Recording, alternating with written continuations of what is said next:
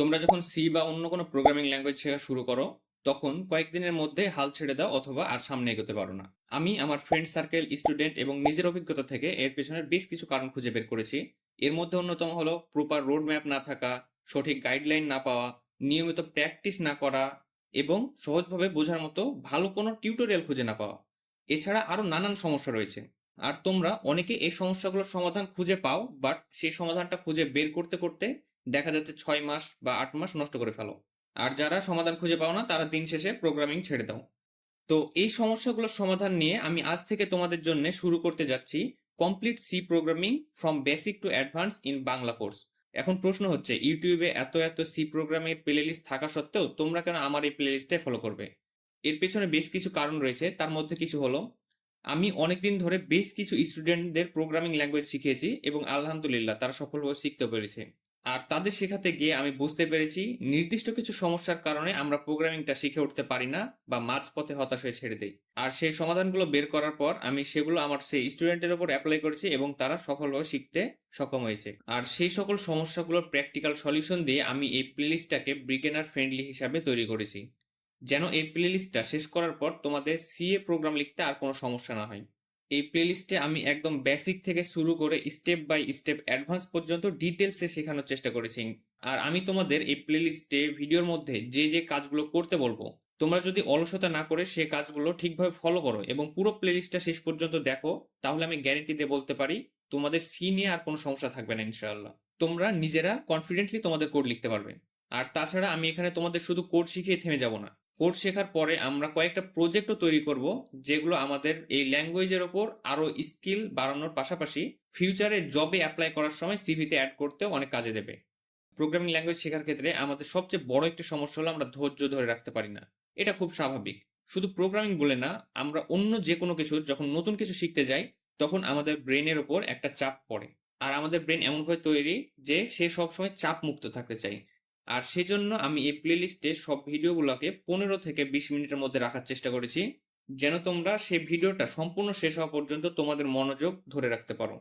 আর এই প্লেলিস্টটাকে সুন্দরভাবে সাজানোর জন্য আমি এটাকে টোটাল 10টা ফেজে ভাগ করেছি, যেন তোমরা স্টেপ বাই স্টেপ সবকিছু শিখতে পারো।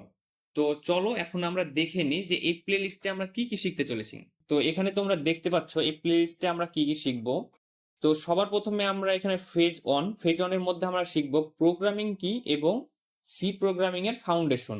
তো এই ফেজের ভিতর সবকিছু ডিটেলসে লেখা আছে, এগুলো তোমরা দেখে নিতে পারো। তাছাড়া ভিডিওর মধ্যে আস্তে আস্তে দেখতে পাবা সব। তারপর ফেজ 2 এর মধ্যে আমরা দেখব অপারেটরস এবং ডিসিশন মেকিং কি। তারপর ফেজ 3 এর মধ্যে আমরা দেখব লুপ। তারপর আমরা ফেজ 4 এর মধ্যে দেখব অ্যারে এবং স্ট্রিং সম্পর্কে, অ্যারে কি, স্ট্রিং কি এবং এগুলো কিভাবে কাজ করে। তারপর আমরা দেখব ফাংশন অ্যান্ড রিকারশন। তারপরে দেখব আমরা পয়েন্টার কি। দেন তারপরে দেখব স্ট্রাকচার, ইউনিয়ন, নাম। দেন তারপরে ফেজ 8-এ আমরা দেখব ফাইল হ্যান্ডেলিং। দেন এই অংশে ফেজ 8 পর্যন্ত আস্তে আস্তে আমাদের প্রোগ্রামিং এর সব কনসেপ্টগুলো ক্লিয়ার হয়ে যাবে। দেন ফেজ 9 এসে আমরা কি করব, এই ফেজটা আমি তোমাদের জন্য রেখেছি প্রবলেম সলভিং সিরিজ হিসাবে। তো এতদিন ধরে যে ফেজ 1 থেকে ফেজ 8 পর্যন্ত তোমরা এত কিছু শিখলে, তো এগুলোর তো একটা প্রপার প্র্যাকটিসের দরকার আছে, তাই না? তো সেই জন্য আমি ফেজ 9টাকে রেখেছি প্রবলেম সলভিং সিরিজ হিসাবে। অর্থাৎ এখানে আমরা 50টা বেসিক প্রবলেম শিখবো, অর্থাৎ একদম ইজি প্রবলেম সলভ করবো 50টা। তাছাড়া এই ধরনের বেসিক প্রবলেম অলরেডি তোমরা এই 8টা ফেজ কমপ্লিট করতে করতে 100-150 সলভ করা হয়ে যাবে, যদি আমি যেসব হোমওয়ার্ক দিয়েছি সেগুলো সব ঠিকঠাক ভাবে করে রাখো। আর যদি তুমি ওইসব হোমওয়ার্ক গুলো সবকিছু ঠিকঠাক ভাবে করে থাকো, তাহলে এই বেসিক ফেজটা তোমার কাছে একদম ইজি লাগবে। তারপরে 50টা ইন্টারমিডিয়েট প্রবলেম লিখেছি, যেগুলো বেসিক প্রবলেমের চাইতে একটু হার্ড, অর্থাৎ মিডিয়াম সাইজের। দেন তারপর এই ফেজেরই শেষের দিকে আমরা শিখবো কম্পিটিটিভ প্রোগ্রামিং স্টাইলের বেসিক। অর্থাৎ আমরা এই যে ফেজ 1 থেকে ফেজ 9 পর্যন্ত যে প্রবলেমগুলো সলভ করব, এগুলো একদম স্টেট কার্ড। অর্থাৎ বাস্তব জগতে বা যখন তুমি কোনো প্রোগ্রামিং কন্টেস্ট বলো বা প্রোগ্রামিং রিলেটেড যে কোনো পরীক্ষা বলো, এগুলো নিয়ে যখন তুমি কোনো প্রবলেম সলভ করতে যাবে, তখন কিন্তু তোমাকে একদম স্টেট কার্ড সোজা কোনো কোশ্চিন দেবে না। তখন কোশ্চিনের প্যাটার্নটা থাকবে কম্পিটিটিভ প্রোগ্রামিং স্টাইলে। তো সেই স্টাইলটা কি, কিভাবে আমরা সেটা পড়বো, কিভাবে সেগুলো নিয়ে প্রবলেম সলভ করব, সেগুলো আমি এই সিরিজের শেষের দিকে তোমাদেরকে দেখাবো। অর্থাৎ এই সিরিজটা শেষ করলে তুমি কম্পিটিটিভ প্রোগ্রামিং শুরু করতে পারবে। আর কিছু ইনফরমেশন জানার জন্য তোমাদেরকে বলে রাখি, কম্পিটিটিভ প্রোগ্রামিংটা বর্তমান যুগে এসে আমাদের করা অনেক জরুরি, কারণ বর্তমানে আস্তে আস্তে দুনিয়াটা ক্রিয়েটিভ হচ্ছে। আর তোমার ব্রেনের ক্রিয়েটিভিটি, লজিক এগুলো বৃদ্ধি করার জন্য কম্পিটিটিভ প্রোগ্রামিংটা প্রচুর হেল্প করে তোমাকে।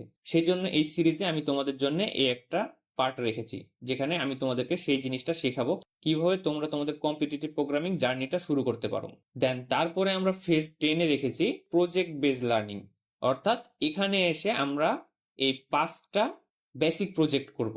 তো এই 5টা প্রজেক্ট ঠিকঠাক ভাবে কমপ্লিট করলে তোমার সি এর প্রতি আর কোনো দুর্বলতা থাকবে না, তুমি তখন সবাইকে বলতে পারবে যে তুমি সি এক্সপার্ট। তো এই পর্যন্ত ছিল আমাদের আজকের ভিডিওটা।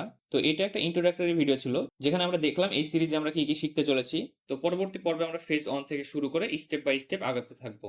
তো জার্নিটা অনেক লম্বা, সেজন্য অবশ্যই আমাদেরকে অনেক ধৈর্য ধরে কাজ করতে হবে।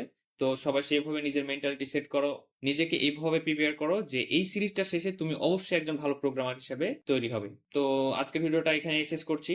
তো আশা করি ভিডিওটা তোমাদের ভালো লেগেছে। তো যদি ভালো লেগে থাকে তাহলে অবশ্যই একটা লাইক করে দিতে ভুলো না। আর যদি তোমাদের কোনো কোশ্চেন থেকে থাকে তাহলে অবশ্যই নিচে কমেন্ট করে জানাও, আমি সেটা সমাধান দেওয়ার চেষ্টা করব। আর আমাদের এই সিরিজের সাথে যুক্ত থাকার জন্য তোমাকে কি করা লাগবে, চ্যানেলটাকে সাবস্ক্রাইব করা লাগবে, যেন তুমি পরবর্তী কোনো ভিডিওর নোটিফিকেশন মিস না করে ফেলো। তো দেখা হচ্ছে পরবর্তী ভিডিওতে, ততক্ষণ সবাই ভালো থাকো, আল্লাহ হাফেজ।